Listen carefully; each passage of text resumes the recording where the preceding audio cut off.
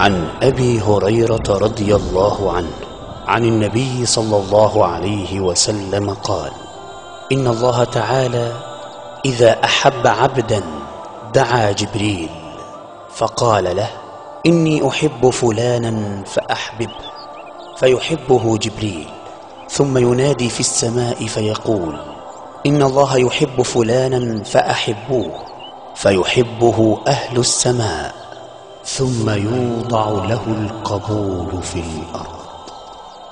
رواه مسلم. يا شيخنا، نسأل الله عز وجل أن تكون من أهل هذا الحديث، ولا نزكيك على الله. يا رب أسألك التقى في كل حال والرضا والستر عما تعلم والعفو عما قد مضى. يا رب أسألك التقى في كل حال والرضا والستر عما تعلم والعفو عما قد مضى. عبد ببابك واقف يرجوك لطفا بالقضاء.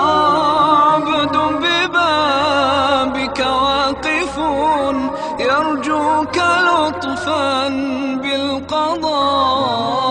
ذنب تجاوز همه في القلب باق من قضى. ذنب تجاوز همه في القلب باق من قضى. يا رب أسألك التقى في كل حال والرضا والستر عما تعلم والعفو عما